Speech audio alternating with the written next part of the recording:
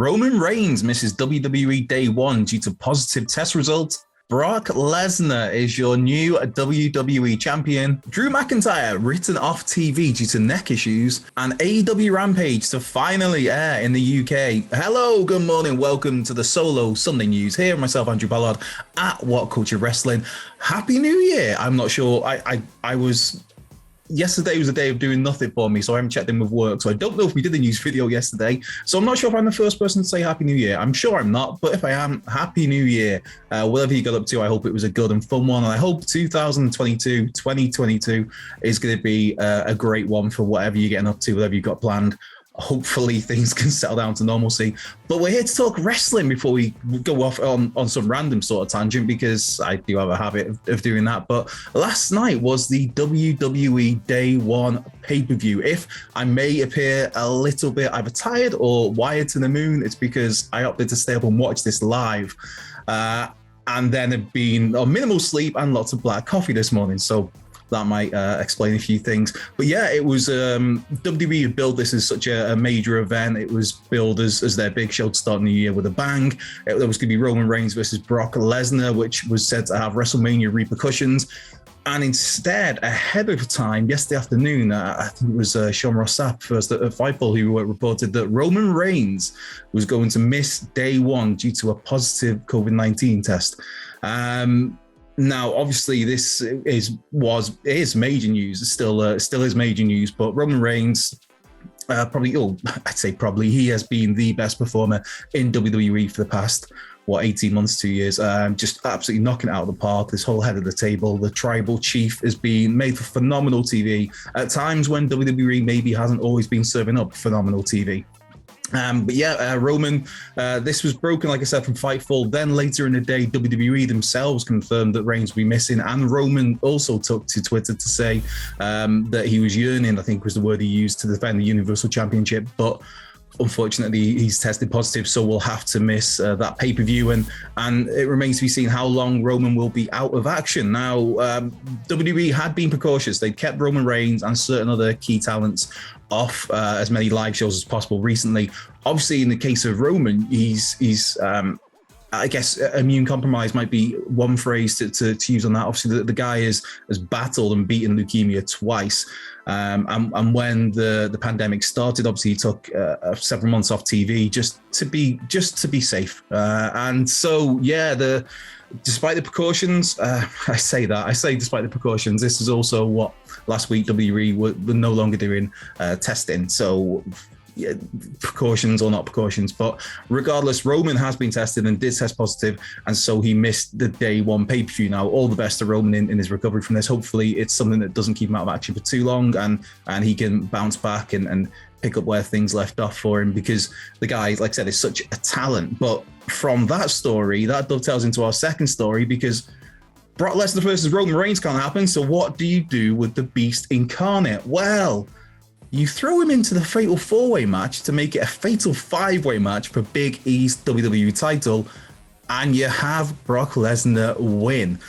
Yeah, now that's something that's going to split opinion, has already split opinion amongst people online on Twitter. I saw just before I went to bed last night, there was lots of people losing their minds at Brock Lesnar winning the WWE title in a match that obviously was thrown together at the last minute. The addition of Brock to it was thrown together at the last minute because of circumstances, and also the fact that it was Brock pinning Big E to win the WWE title. Now, if you're going to put the belt on Lesnar, there's an argument that maybe Seth Rollins could have taken that pin. There's an argument that maybe Kevin Owens could have taken that pin. For me, going into this as a Fatal 4-Way, I was leaning towards KO getting the win, just because of how things have gone on TV. And maybe it's just because I'm a massive Kevin Owens mark, so I was kind of thinking maybe this is where he gets that second world title run.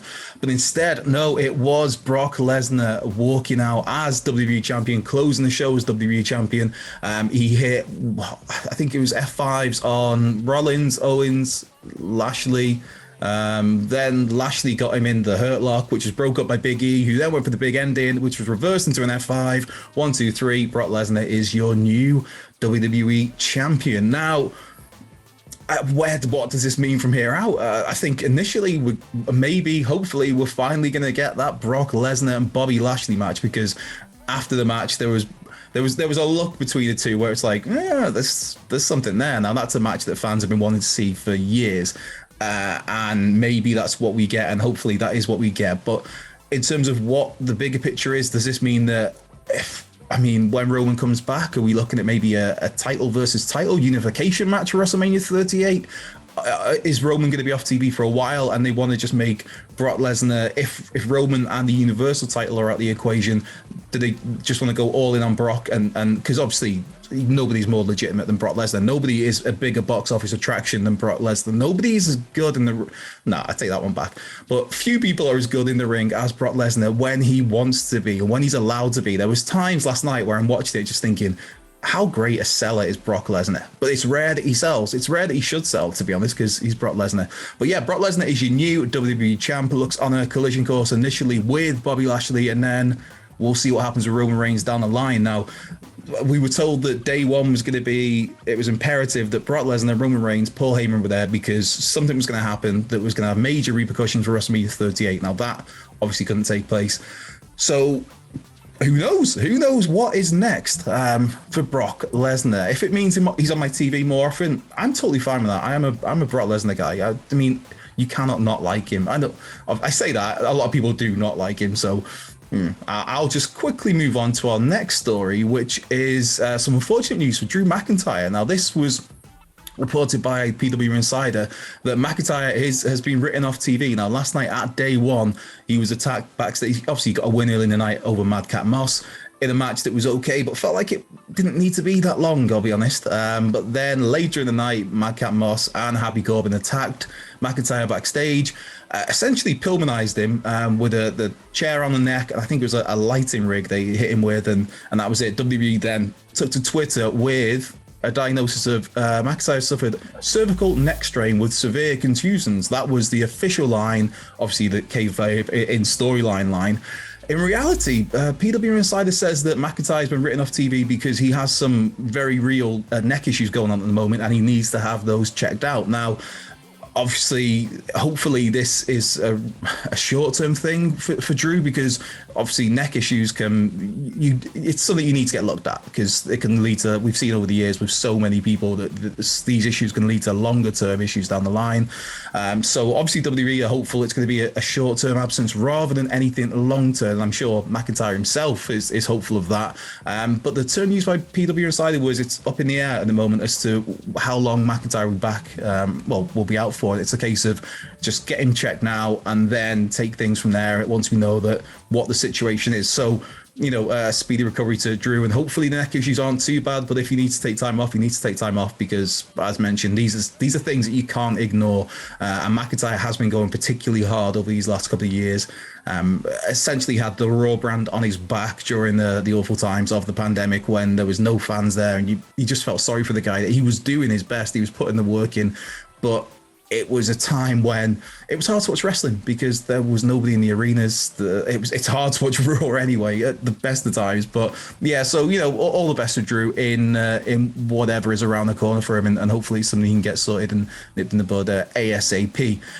Now to wrap up with a really interesting story if you're in the UK, because finally the UK audiences, we will have on ITV4 and ITV, AEW Rampage starting from this week. Now, while Dynamite has been on ITV4 and on a Friday night, then replayed on, I think, Mondays, Rampage is not, for people watching this who aren't in the UK, Rampage has not been available on TV here. I mean, of course, there is the AEW Plus subscription on Fight, which a lot of us do have, which is $4.99 a month, $4.99 a month, and that gets you Dynamite and Rampage live and on demand. But in terms of watching it on normal TV, free TV, terrestrial TV, this is a big move in terms of getting more UK eyes on Rampage, because I mean, if you're AEW and you're promoting this as this big, your second show, then obviously you want more people to see it, and UK fans will be able to see it as of, let me look at my notes here, Tuesdays. So from this coming Tuesday, it will air at 11:05 p.m. on ITV4,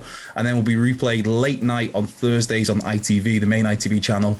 That time slot for the replay looks to be one of those where it's going to change every week. This week it is 11:40 p.m. So it's Tuesday, ITV4, 11:05 p.m. replayed late on Thursdays. There's also a change to Dynamite here in the UK. Well, the Dynamite replay, because we do get Dynamite on a Friday night, the full 2 hours, and then there's a replay on a Monday, which is a 1 hour edited down version of whatever episode's just been on. Going forward, though, again, from this week, that replay on the Monday of Dynamite will be the full 2 hour unedited broadcast. So some great news there for UK AEW fans, because you get to see more AEW. You don't just have to rely on AEW Plus, which, to be fair, is a great service. But I'm a sucker with the fight stuff where it's like, oh, just have that. Yeah, give me Honor Club. Yeah, give me the NWA. And before you know it, yeah, silly. But to wrap things up, a quick question that's coming from Mark Solid. How you doing, Mark? Thanks for firing over a question. Morning, my dude. Happy New Year. Happy New Year to you. Thoughts on who should face Paul White and Mark Henry next on AEW? Hashtag this is the news. Ooh, so Paul White, it's the big show. Mark Henry, that it's the big show. We're supposed to be more enthusiastic. I was singing a song in my head. It wasn't just me going, it's the big show. It is the big show. To me, one guy that jumps out to take on both guys, maybe as part of some storyline where you take out one, then you take out the next. Miro, just that's one way to because it feels like after getting so far with Miro, the start, I had no time for it. The whole angry video game nerd with Kip Sabian, it didn't do much for me. But then the Redeemer, the TNT champion, that Miro is just on a tear and made himself one of the biggest stars in the company. And I think that if to get him back to that level, maybe he takes out a Paul White, maybe he takes out a Mark Henry in matches in dominant fashion, and that's one way to re-establish Miro, because at the moment they're doing nothing with him. And I know AEW like to cycle in and out guys, and that has clearly its upsides in that you don't get tired of seeing the same people all the time in the same matches in the same angles opposite the same people. But yeah, Miro is a talent that you need to be doing more with. I mean, if you're going to have anybody face Paul White and Mark Henry, I think he's as good a bet as anyone, really, unless it's some sort of, I don't know, you tie it into Cody's possible heel turn at some point where maybe he takes him out. I don't know, but I go with Miro, Mark, anyway. So yeah, hope you're on a good new year, and thanks for the question. But that's kind of it, really. Just again, to reiterate to everybody out there, have a great 2022, however you say it. A little plug that there is a chat up on What Culture Wrestling with Matt Cardona to promote Impact Wrestling's Hard to Kill pay-per-view, which is next weekend. That was a fun one to do, and for anybody, I realized afterwards that there is a little something there in my beard, and it was beard lotion of all things. I know some people were speculating it was a bit of a sandwich. No, I'm not that unprofessional, but I am unprofessional enough to leave beard moisture clearly visible. But that chat is now up with Matt Cardona, just talking all things Hard to Kill, talking his world title match against Moose and W. Morrissey, talking about how the NWA needs him as their world champion, talking about how WWE was his developmental. Just a really fun chat, talking about being the Deathmatch King. And we've also got coming up this week, again, to promote Hard to Kill, a chat with Jonah, the former Bronson Reed, which that was a really fun one to do. But yeah, that's other stuff. This has been the news. I've been Andrew Pollard. But be sure to follow me at Cultured Left Peg if you fancy it. Be sure to follow all of us at What Culture WWE. Be sure to like, subscribe, comment. Have a great rest of your Sunday, whatever you're doing, and I will see you soon.